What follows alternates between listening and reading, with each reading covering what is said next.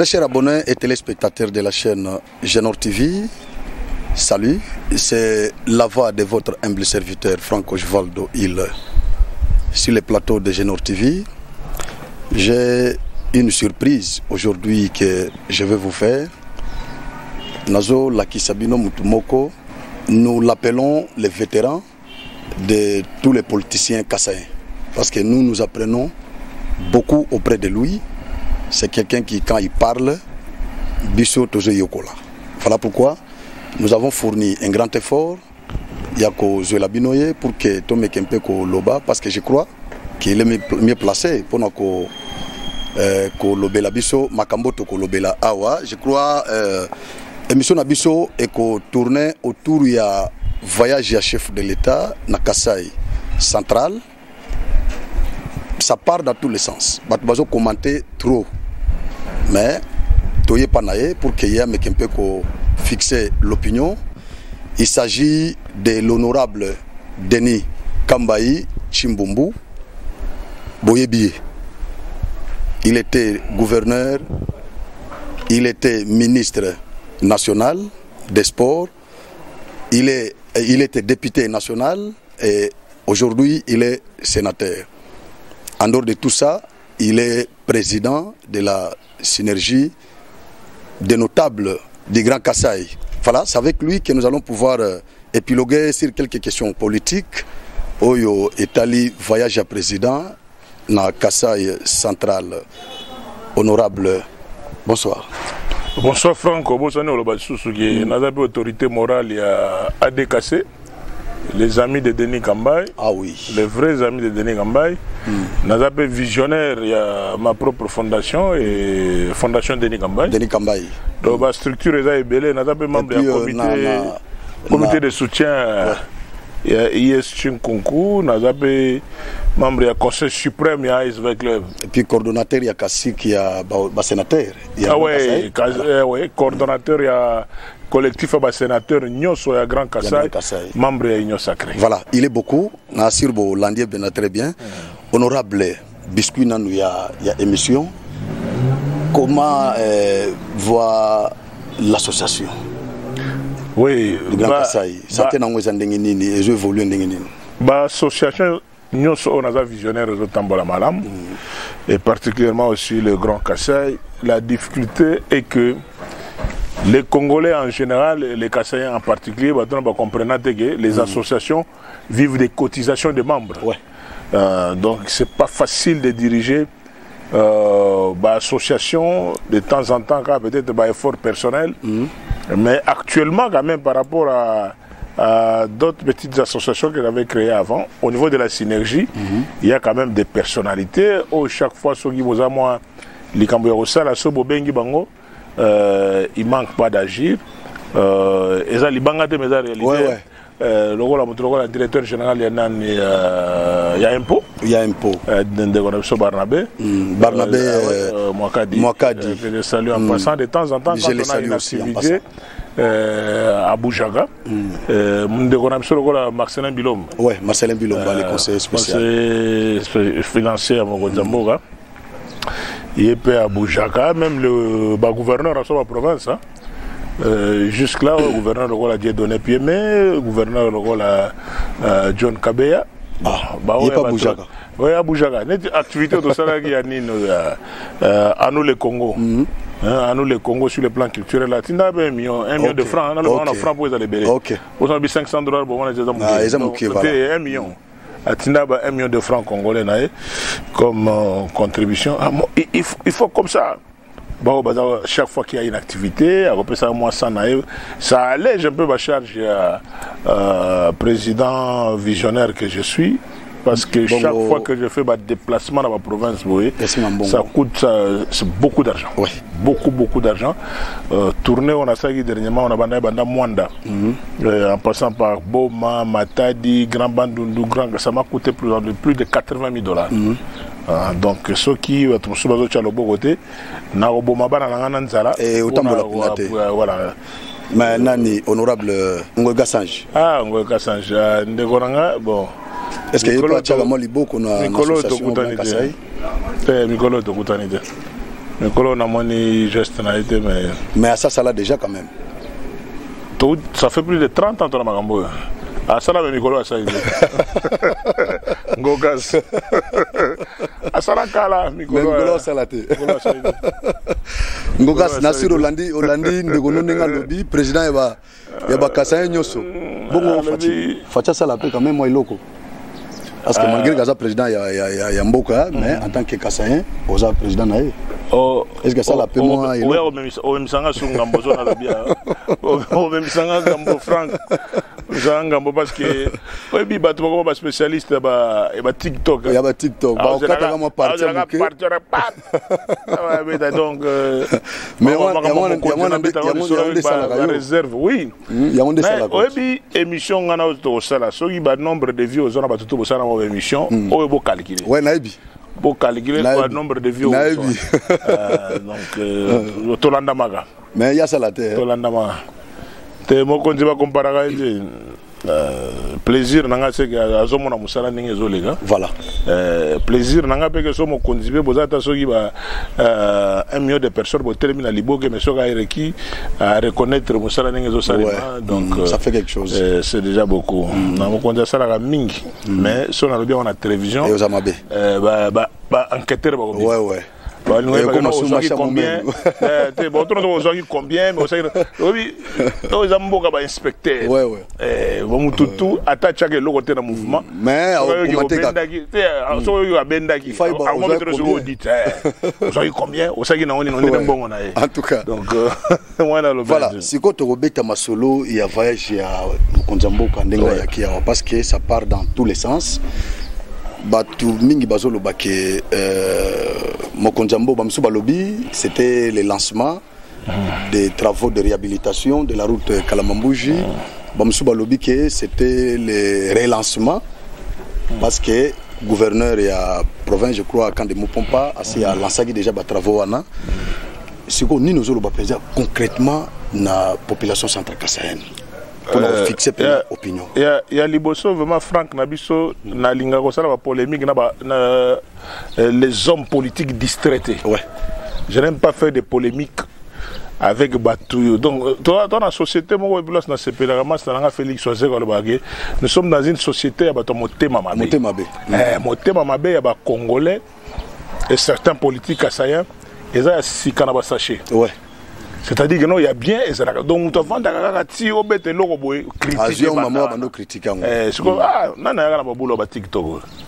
Bon, ils ont chinois, hein. Ils ont chinois. Donc, bisoto comme si soki bisoto kokaki kodala to monya ngoma beto na toyate. Soitoye c'est parce que naebi importance en zelana.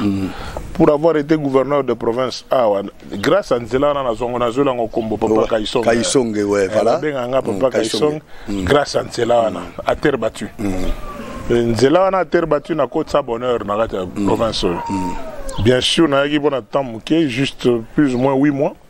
Voté comme gouverneur en décembre 2017. Investi par l'ordonnance du chef de l'État en janvier 2018. Mon gouvernement a été investi dans le niveau assemblée provinciale en mars 2018. Donc, la Bandi Moussala normalement avril. Mais la Bandi Moussala va dire avril, décembre, élection. 8 mois, 7-8 mois, mais tout le monde a dit Kimia et Kota, parce qu'avant la combat, c'est impossible. C'est impossible vraiment. 2017, 2016, il y a Moboulou. Mais elle n'a pas quelques mois. Tozongi sanga sourire à Kassaye. Et grâce à Nzela, on a la route de l'espoir. On appelle ça la route de l'espoir. On appelle ça le trésor Kapuku. Pour histoire, il faut te rappeler. Il y a trop de journalistes qui polémique trop. La conception de l'ouverture de la frontière entre l'Angola et le Kassaye, c'est Trésor Kapuku, le concepteur. Oh, c'est pas là, on a les Canabos de la polémique. On a dit concepteur, on a fait un mot de c'est-à-dire que mon gouverneur a étudié à lobby comment on peut vivre. Il y a des boules entre Moyamboulou et Kalambambouji. Mais et où milite Mboga n'a besoin d'un Kibudi, Trésor a 6 mandats n'a été Zimwaka, donc a démarré. Après Trésor, le gouverneur Moussoubaye, notamment aussi via Alex Kandé, via Alex Ayegoya, a trouvé que nos projets ont bien, a sangui opérateur économique Moussou va raisonner, va tomber sur le choix à Kalamambouj. Mais idée, au commencement était la parole quoi. C'est-à-dire que non, genèse. Ouais. Via Alex Ayegoya, second à Exode. Mais grâce à Nzele Fongomaka na intervention na grade 7 au besoin de matériel ya office de route na OVD basali Nzela na ngabe le libérateur na ye na yo kuta lisolo na komone ba prêtre de boso na ba trésor ba via Alex Kandé toyoko bima et komi Denis Kambai Moïse aye pour ba fongola Nzela te boulé mais ba fongola Nzela ngati ko na yo fongola ngo pika isonga pe chimba mbila na zuko mo papa ka isonga zuko mo papa ka isonga ils ont ciment ba biloko de alors si ceux qui étaient venus après moi bah continuer à na élan wana mais les chicots déjà dans le débordement dans l'avance à côté qu'est-ce que j'avais pris comme instruction comme norme pour nous protéger Nzela à terre battue c'était d'interdire les véhicules taf ouais. Les véhicules taf les véhicules les autres na milai boye subne yango ndezo dindisaka Nzela o bisa Nzela Franck Nabiso bon mon conseiller pour nous relancer ma solo pour bien importance en Nzela na Nzela na bande konanga Kasai central il faut baye bageno ils ont appartenir kana biso mogoti pour na Kasai ça non ils ont désenclavement ya Congo Mobimba en passant aussi Congo Mobimba na axe sud codé à Kasai au desservir ti ba Kasai oriental ba Sankuru ba Lomami ba opérateur économique ebele au lieu que nous abiloko na Dar es Salaam ba Kasumbale Saguna ba bande zona ko ba Lobito en passant par alors Biso tout Hollanda qui ministre les balobi boule qui non dans le mois qui viennent sur plus ou moins 24 mois nous allons bandana na terre battue ndenge zaliona mais tokolala ko bitume yango ezali bula ko bitume ezali po to kovanda ka boete obi ke musala so ba parlementaire ya biso za mbanga pona donc tokolala ka tene tozo ve yango bien que Mon ministre de l'infrastructure à l'Obagi Jourana Benamande, qui les travaux de Kamwe Chaka ont déjà commencé depuis avril. On a contredisé qui est il y a avant-hier, je crois, hier, le Premier ministre Ayambagi Bisson temps parlementaire. On a vision, mais boulot est bandité. Boulot vraiment ne bandité parce que je suis allé poser la question à Bango Arabe contracteur, qu'est-ce qui se passe? Ils ont essayé de m'expliquer ma difficulté liée au fait que ma matériel na Bango ya Moussale Yaki les a bloqué na ba OCC bangabi ate. Donc son azongi kin na Hollande la Souli Kambwana. C'est pour cela que j'étais venu par route pour mon vidéo.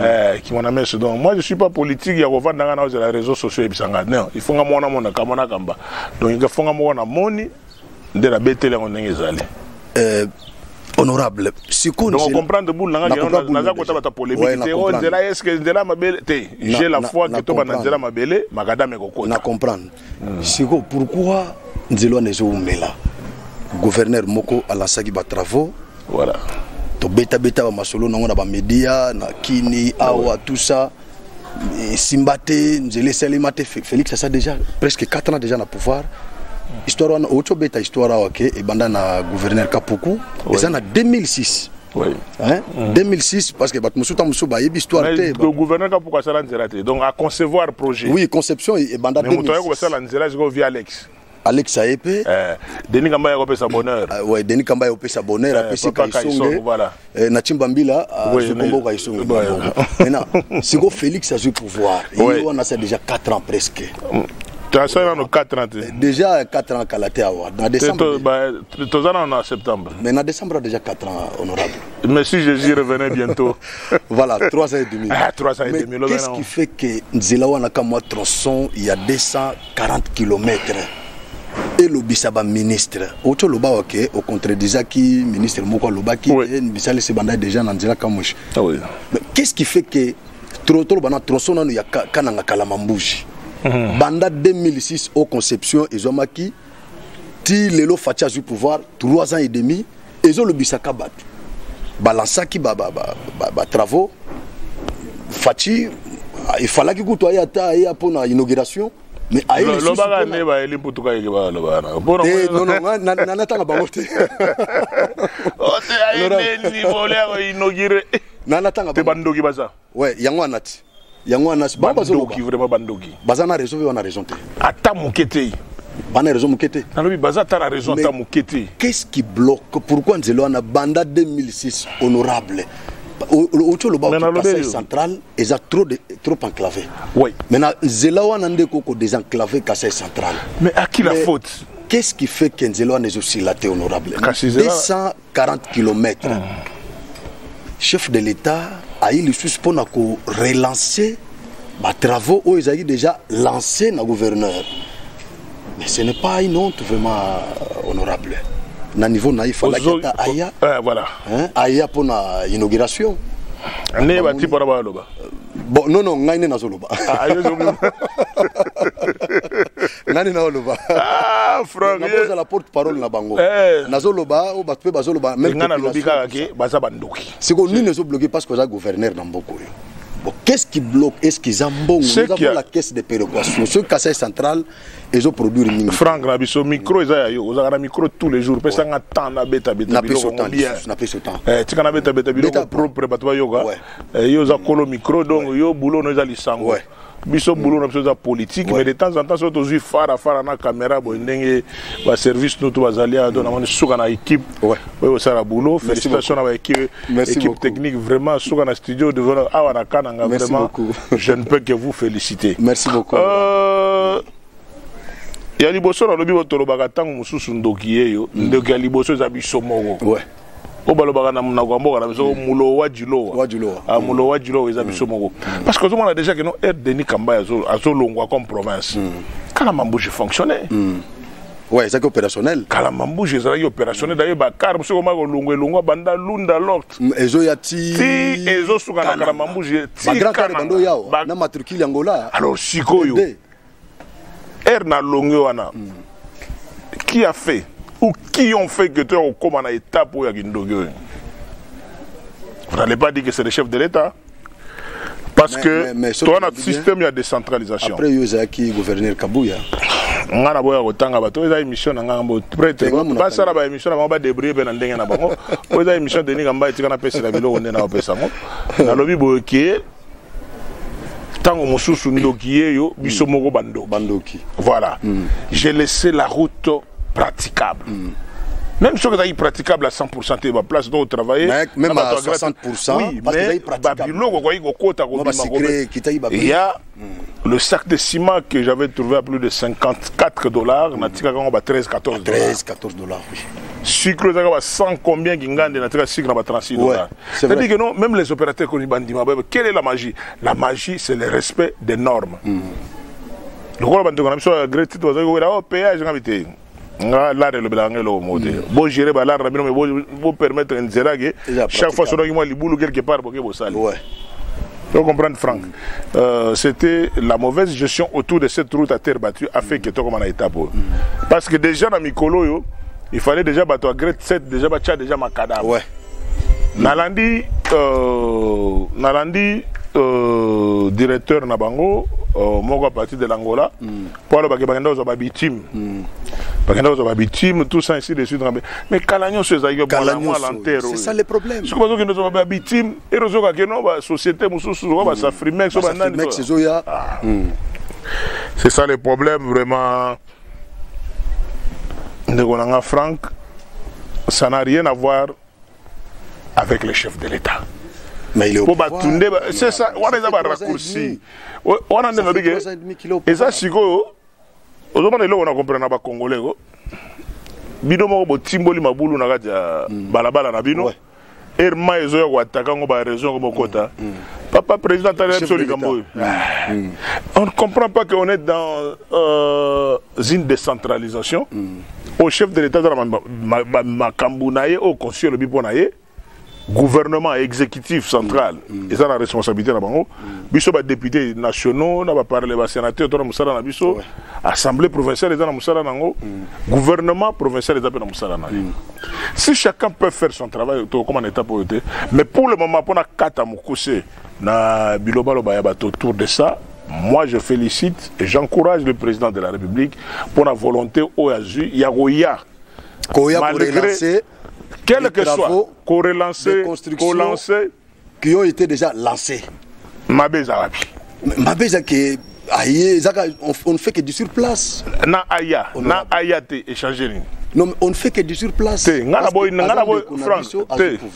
Franck, vraiment, voyons des choses de bon côté.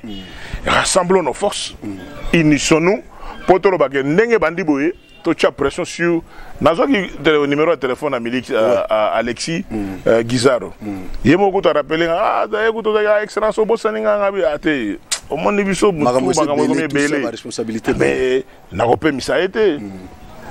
Parce que quand même, il y déjà quand moi je suis boulot et bandit, il y a une légion dans la boulot et bandit et il y a une zone qui n'a hôtel mais c'est pour le peuple, c'est pas pour entrer dans des polémiques. On a pas non, pas ça été non. Pourquoi pas ça il fallait pas tourner la marché. Je sais pas. Bref, pour moi, j'encourage, ma passe à toi, on n'est pas loin d'année pas loin oui. Notre souci que projet wana est comme un vrai. Maintenant, quand on a polémique, pourquoi Sikoyo, pourquoi relancer, pourquoi relancement, non, faisons-la maintenant. Restons ensemble, c'est la route de l'espoir. Conviction nous avons parce que nous avons connu le projet Chilejelo, Tissikoyo, et ils ont tourné dans Banda, président à pouvoir.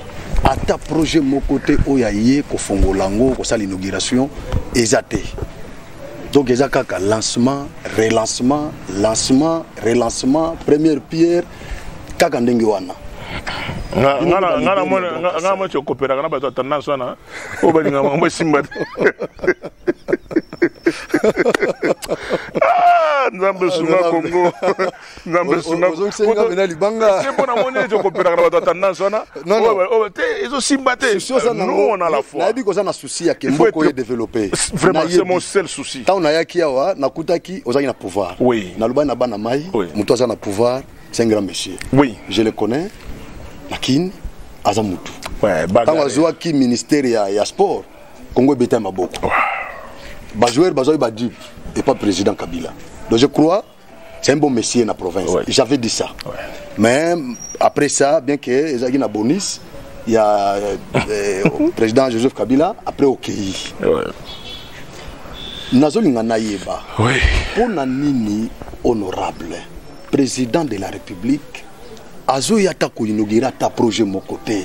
On ne fait que du sur place. C'est ça mon souci honorable. Parce que personne autour na yo Zena peut sa réponse na moni tellement que olingina loba naza beta système défensif non bimisa ba plan mais yo olingana matanga ndo chababi zo matanga ndo chababi mais aux habitants na lobby na ta caméra non chers compatriotes Kanangé Kasaya tout ça Banani va piloter projet à 100 jours dans Mboka Oyo na Congo Mobimba. Et c'est le chef de l'État n'a pas ingénieur et il y a une maison préfabriquée. C'est le chef de l'État. Il nous a donné à nous le Kassaye, non? Qui doivent répondre? Donc, chef de l'État répond en place à Batona. Projet Chilejelo. Projet Chilejelo. Bande qu'on a vu sur la grade 7. Naba DG OVD si on responsabilité naba mbongo bimi 100 jours Chilejelo ce sont toujours des Kassaïens et ces chefs à visionnaire à lobby que non pour m'envoyer tambola bossa na boy mais quand ceux qui doivent le faire ils le font pas mécanisme de contrôle les alliés tous alliés na parlement au niveau national ceux qui des choses ne sont pas exécutées donc ceux qui sont maté faute na biso to contrôler bien Tout dans l'Assemblée provinciale, pour la Magamboa, niveau de la province, ce que je matin l'Assemblée provinciale, il faut terminer la Magamboa. Tout dans l'IGF, tout dans la Cour des comptes. Donc je crois que les Congolais, nous demandons trop au chef de l'État, au moment où ils ont dit, nzamba sa pe surtout ti lelo Congolais sambela kolo yesu yaga nzamba pesa donc muta tongi parler na bazo bisa ba découverte zo bima na otomona eloko moko bakota ba kisanto so kota Congo central wana que pétrole bato bakenda oluka en profondeur mais pétrole zo bima la goudron pétrole vous comprenez mboka oyo Dieu nous a tout donné mais moi piège à Champion à 4 vraiment nzamba Champion piège motema mabe bato bakol ça idée na bangote comment se mettre ensemble pour faire quelque chose de bien. Honorable, c'est quoi ce que tu banane na motema bewana parce que na bi yo banga ka tozo ngasimate. Ngana banga ka na yo na liboso. Na banga ka liboso parce que sur le plan physique naibi makofi za. Ko Congo na ngana se. Ouais. Ah ti. Matete. Ya liboso ngana. Deuxième argument. So toke na mutu ba chiko nga na tangi na ba formation na on a expérience politique au moins moi lo lendo na ngao na lobaka na surtout na province de Kasai central na mona ali tza le premier na ndeni parce que je suis le seul occupé ba poste presque non oh biloko ba les gens se battent pour être des ministres Denis Kamba ya comme ministre des sports les plus compétents ti na maloué kana gauche droite ba tout na ga Denis Kamba passé na yonde président ba mususu donc passé nanga la président na bango donc qui gouverneur na sala na somo ba gouverneur te qui député national na zo yango na calcio obi calcio na kin calcio wana donc on ba prêtre ba bimi bozo wela to eza kuna te ke banankasi banante baluba bangala baso donc bikolo tout ezate ngana za leader ya côté na biso ya bakwa na bena so te rien au prouva na kin na bima be président ba député nationaux tout ba Francis Kalombo ba Ingele photo ba vie Lisanga Bonganga ba vie Adam Bombole ba vie Pius Mwabilu bango tout ba benganga président vous comprendre prêtre donc na bima déjà ba niveau wana Nabima pe lelo sikoyo mpaka sénateur. Siko na mpaka sénateur. Sénateur moko pe ya baba te sénateur ke Olivier José Makila ke na boma. C'est côté banana. Akuti Pierre moko baba Denis Kamba wapi musala. C'est-à-dire que non na Sénat adversaire na bango. Wa ko tele na bango. So ba lobby gauche ya lobby droite c'est Denis Kamba. Moi lo lendo na yebi.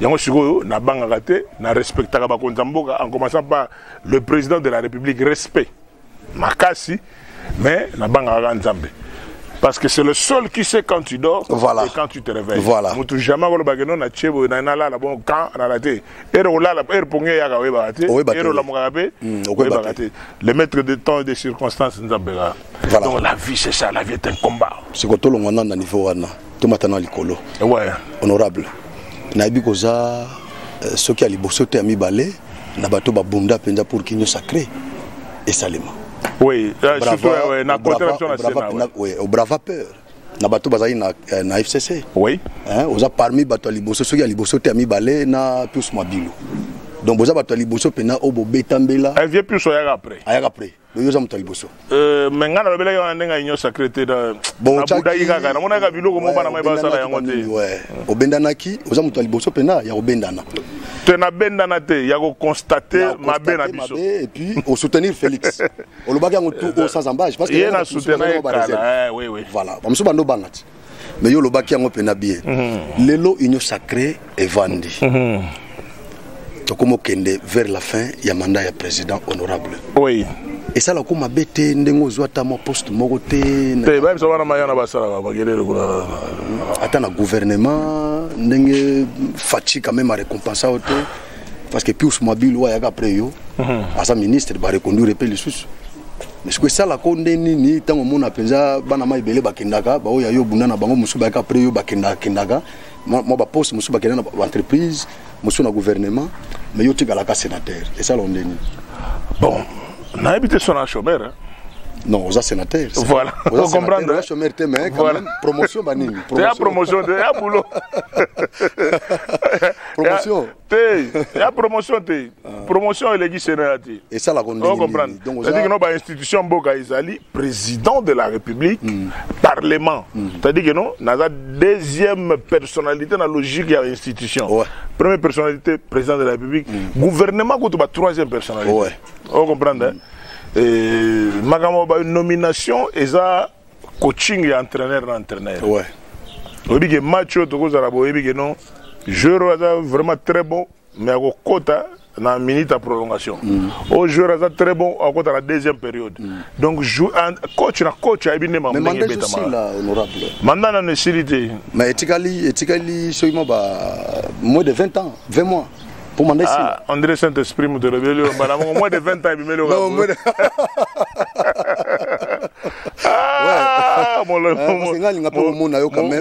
de na niveau ça la mon plaisir. Donc na chômeur donc na sénateur.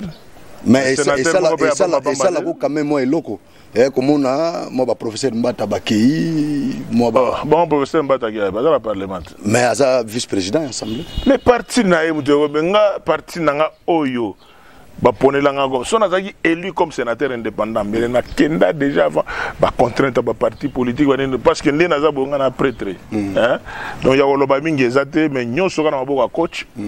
Quand est-ce que je vais dans la prolongation, je vais dans la deuxième mi-temps, je serai coach. Mais quand on a un tempo.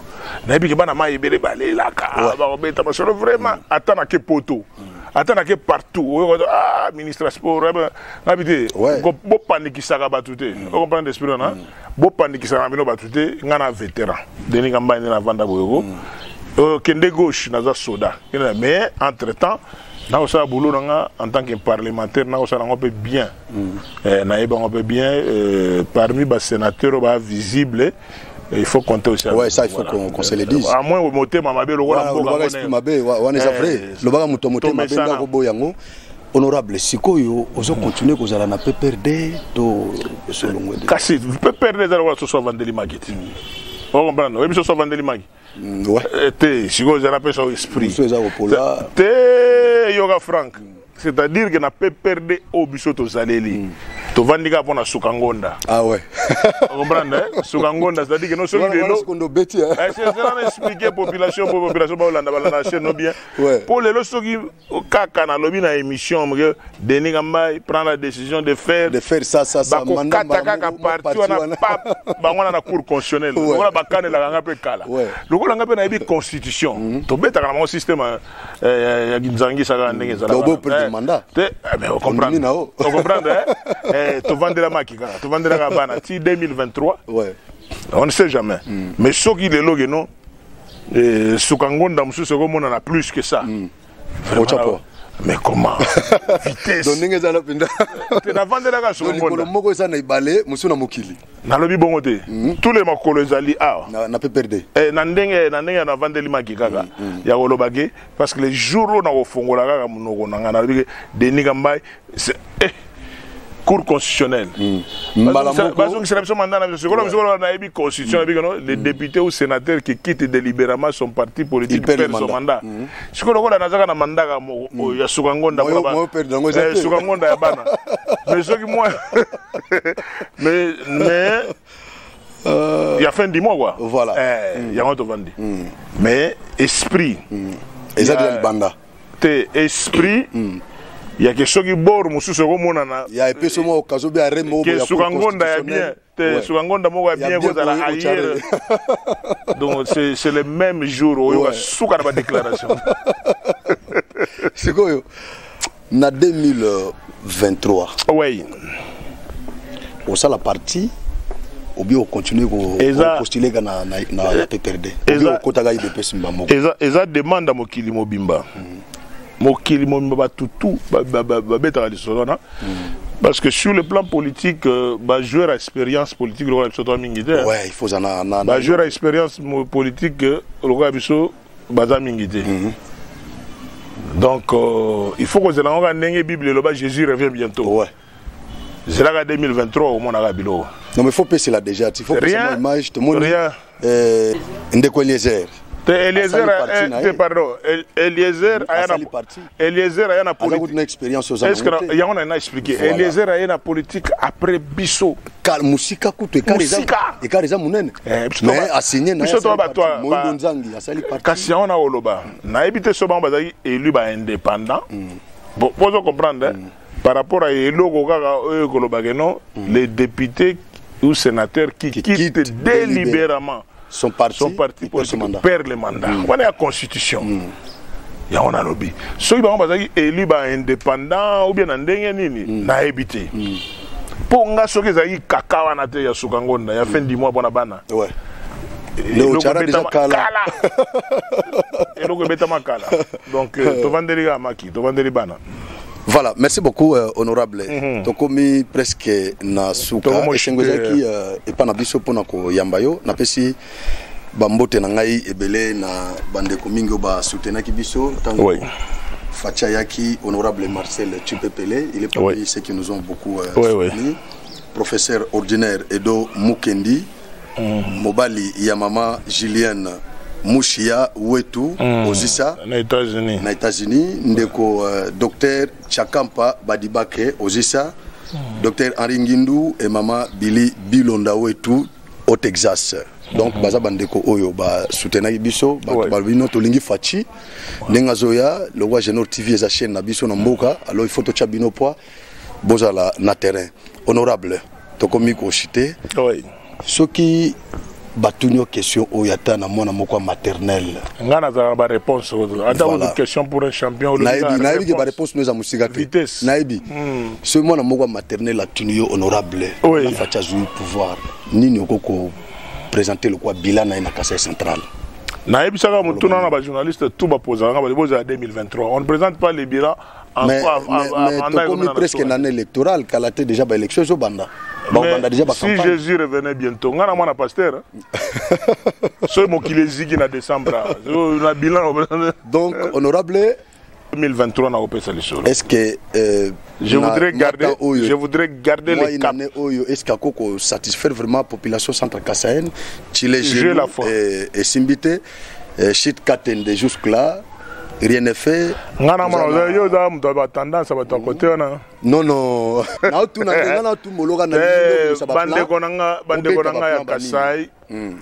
Ce que vous devez vous rassurer est que Bozana député et sénateur, parlementaire ou Bunda, direct. Moi, à la différence d'autres politiciens, Ngana Lobakananga. Là où c'est rouge, on a dit que c'est rouge, mais dans le il y a propre. Et qui est blessé, ouais. Par rapport à l'éducation, il y a des protestants, il y a des Michoni, il y a des Michoni. Donc, tu kumbe la Magamboga, Magamboé Tambola. Mais j'ai la foi pour Nzambe Nimdozo kumbe la biso. Peut-être d'ici décembre, Magambo Tomana, d'ici avril, Magambo Tomana. Mais Ertogo Zonga. La dernière communication à chef, chef de l'État, excusez-moi, dernière communication à chef de l'État en décembre 2023, on a fait sa bilan, il y a ce qu'il a à faire sur l'ensemble du territoire national, et particulièrement aussi dans l'espace à Grand Kassai, il y a un débat, il y a un pessimiste, vous comprenez? Il y a un à concevoir esprit mabé de moteur mabé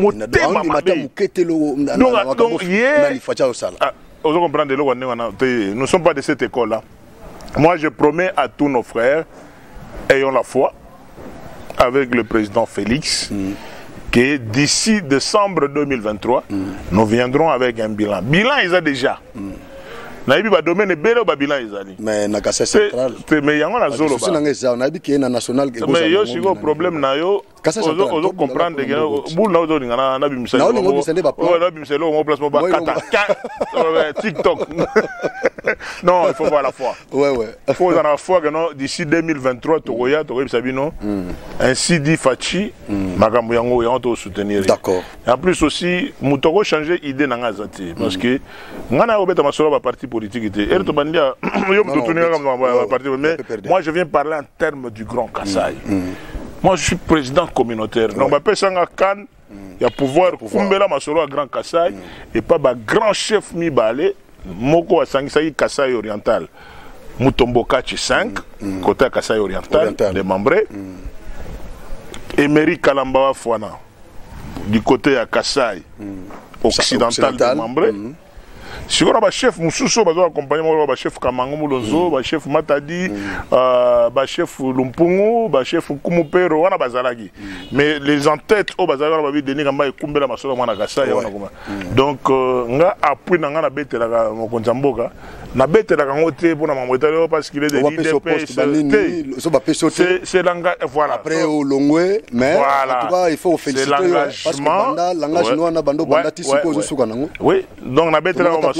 Chrétien, net Bamsusu, c'est un Hollande vieux franc. Voilà un modèle là-bas. Azuté à fâcher. Il y a des politiciens qui ont Kumbela Mamandenga. On a Hollande Bangote pour Baïbinga bien. Pour Bango Nyoso au Tangela, sur le bureau vendre ça, il y a débat contradictoire au Tchapoua. Ouais. Parce que je connais les joueurs et les Toyebani bien. Toyebi ba politicien au bazala CC pour abete logo boyaki à Sabendi. Ah Sabendi côté Kingandi. Et la zobeta beta bibilo ka beta na. C'est Franck Dongo pas Bendaki. Oh, ça émission avec Franck.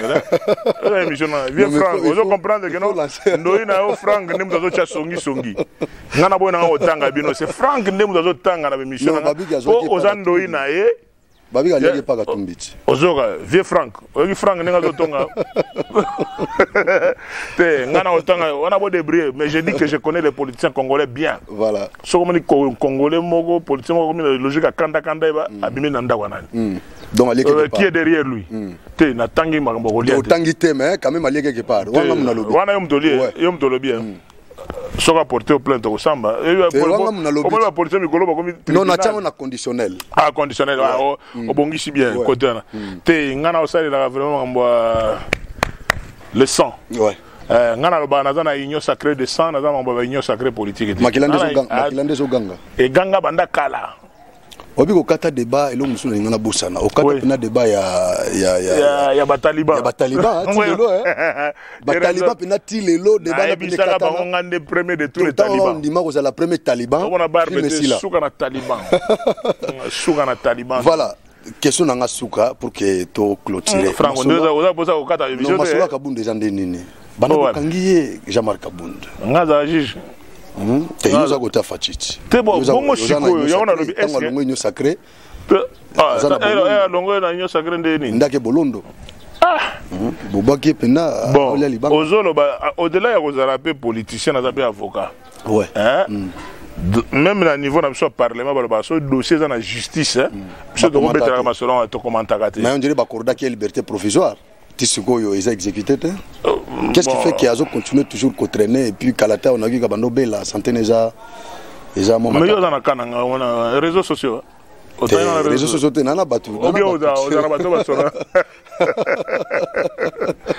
Franck na ibanga mona te ce qui est vrai que tokolinga justice c'est ça la musala nango de qu'on a biso soki azali na ba preuve masolo to nenga betaki batikae azala musala na ipe tambola donc ya mamba justice vraiment hein ya mamba justice webi na vie lolé mo za eloko moko muke ouais mais ko bimse eloko moko par rapport à lolé mogaka et kumi et ko tumba mokili donc en tant qu'avocat et en tant que sénateur peut moyen à ça la commentaire dans la justice c'est ça dans un état de droit justice à ça la musala na normal so inde qu'on a vu soit à quitter je crois logique que président il y a synergie il y a ba notable à Grand Kassai tous en a quelques notables à Grand Kassai au besoin combattre Fachi conseil no kopesa bango na boy logo zo lingotanga ba kombote ah ouais na pesa bango déjà conseil na biki ba ko seka bino ba leader ba notable on a zolo na je na pesa conseil ba on a pesa conseil politique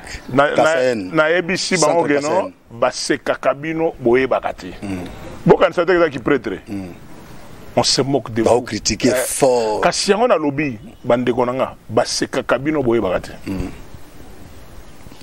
batora ba kutanaka parce que le Congo a 4 espaces linguistiques ouais français, belé, parce que nous on a fait ceci. Mais je leur dis tout simplement que c'est Kagabino ou Ebaraté. Autant c'est terre. Ou bien il y a des bancs quand les choses ne marchent pas, bon, à ta formation.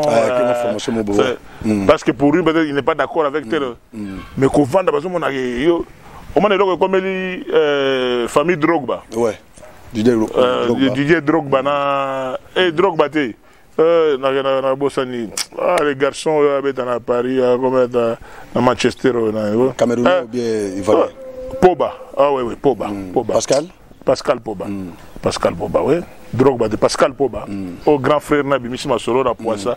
A Oten de Gonabiso, Alinga, Kangabampe, tout ça. Après, au Sambouchi famille, et on commence à sous réconciliation. Mais déjà, famille Sambo déjà. Les Camboya famille, tout ça, on a famille. Mais l'obité que mon contambo comme nous ça déjà malamu, mais en tant que frère, mais en tant que nengue zali ma solo interne, s'il y a quelque chose on a moni que bien té na binde na comme ça ma solo qui to koto to bon ça pour ceux qui tozo sala bongo té ndimo moko ba seka ka biso to yeba vous comprenez biso to ba chaka biso kana sac mo lo ba té ngai bo été biso tout ouais d'accord merci beaucoup na yamba kipo na bino honorable Denis Kambayi Chimbumbu Nalobi Nadebi Kazalaki ministre ya sport na Congo Azalaki député national na Congo Azalaki gouverneur na Kasai central Lelo Aza sénateur et puis Aza président il y a synergie des notables des Grands Kasai. Voilà, yé mutoto yambaki Hollandais vraiment très malamu.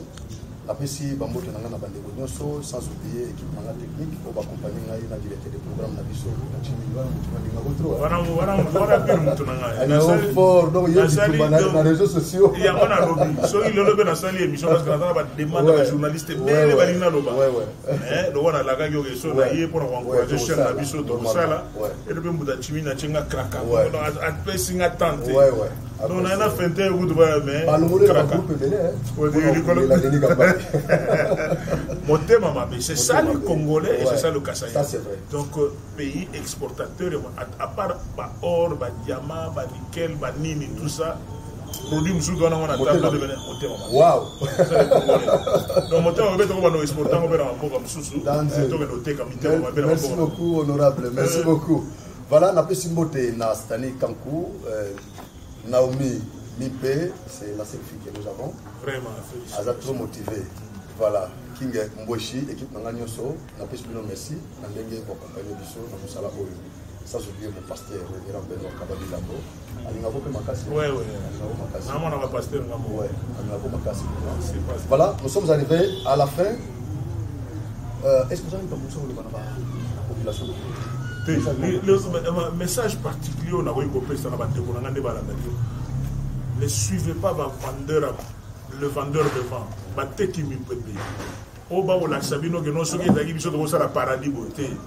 C'est pas facile d'être au Congo. Tout soutenir mon Congo. Tout accompagner la collaborateur on a 5 ans parce que nous déjà au Bana pour s'organiser que nous 2023 sur l'élection c'est toujours pas Guinée à ça parce que le Congo a 4 espaces linguistiques. Les congophones ont déjà dirigé, les lingalophones ont déjà dirigé, les swahilophones ont dirigé, aujourd'hui les rubaphones dirigent. Nous devons absolument les accompagner à Mokozi pour la réalité. Tout ça la calme. Ce qui me fait remettre le solo, s'il y a un faux prophète qui viendra sur ce plateau après moi, merci beaucoup. C'est un faux prophète. Le vrai prophète à Salomi, la patience paye. Mais c'est déjà. Merci beaucoup. Tous ceux qui viendront sont de faux prophètes. Merci beaucoup.